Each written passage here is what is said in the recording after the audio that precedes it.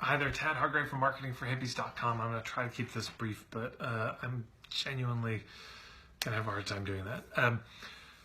I want to invite you to contribute some money to something, and I'm going to ask you to just give me a few minutes to make my case on it.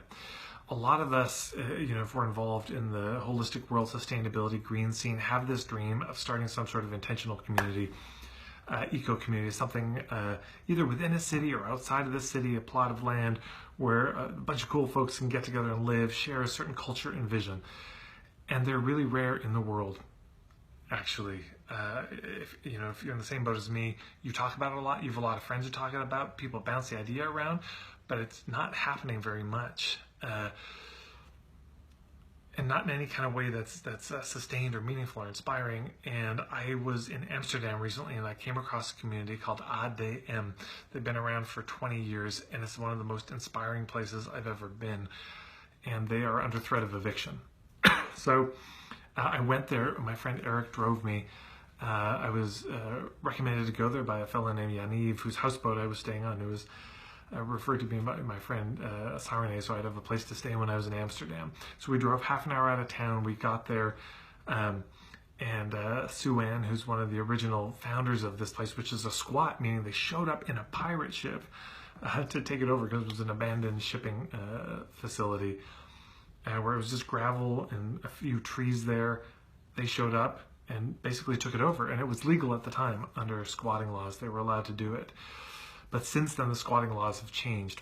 So Suwanne was one of the people who showed up first, I don't think on the boat, but came shortly after, and has been there 20 years. So when Suwanne came, they gave us a tour around the property, and it was amazing. I mean, roads have been put in, internet have been put in, people drive to and from Amsterdam. And in this culture, when we think about a sustainable life, so often we're on the hustle to get more income.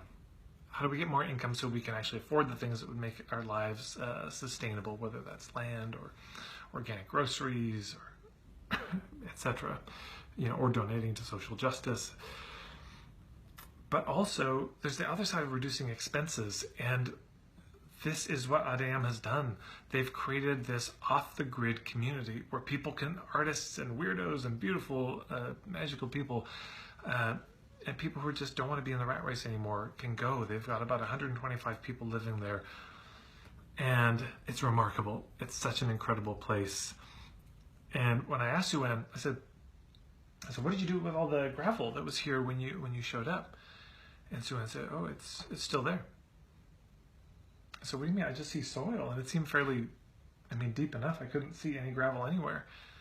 And they said, well, that was the trees creating topsoil. So this is incredible to me, that in 20 years, the topsoil of culture, and I'm talking literal topsoil, but also the cultural topsoil, can be so replenished.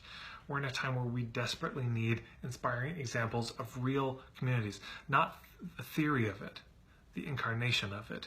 An example you could go to, and I hope you will go, and visit, and be inspired by, and be held in, and nourished by. The longer these incarnated examples are in the world, the more of them they inspire, the more they engender that type of community, that type of boldness, because we certainly need it. The waiting and asking for permission from those in power to create the world that we want is never going to work, and it never has worked. If it's legal to do, it's probably not so threatening to the people in power. Because they write the laws. So they've done something. It was again legal when they did it, the squatting, though badass.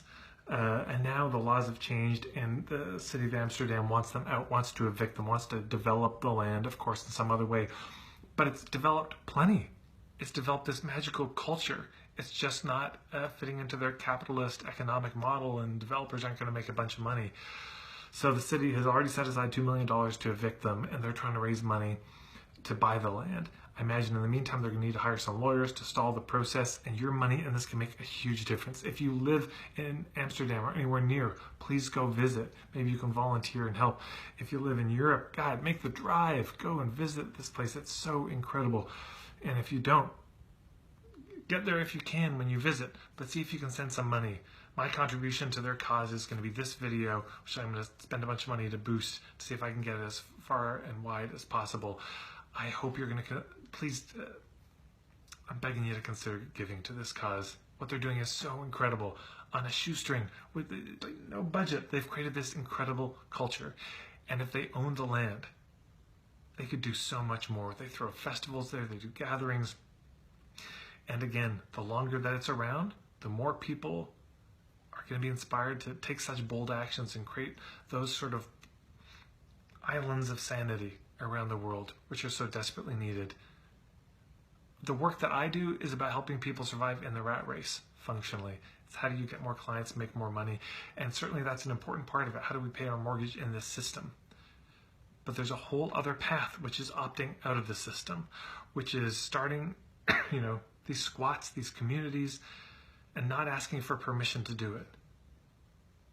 And it's desperately needed. They're doing it. They need support right now. They're one of the few remaining squats, certainly in the Netherlands, and there's just not a lot of these. I know you and I and all of our friends, we talk about doing something like this, creating this kind of community, and these people are doing it.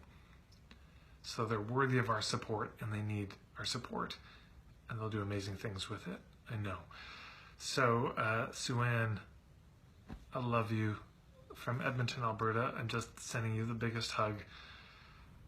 I wish I could have another glass of wine with you in your little property by your gazebo on that picnic table. And I hope I will again. I hope I'll be able to be there, and I hope I'll be able to see the signed deed to the property that you now own collectively. May it be so, and may ADM be a seed that sprouts a mighty tree that showers its fruit all over the world to grow in its unique ways in different places. Yeah. Thank you all so much for listening. I know it's a little bit of a long video. I'll put a link where you can learn more and where you can donate money. And if you do, please put a comment below that you've donated, and I will just give you the biggest all my gratitude for doing so. Thank you so much.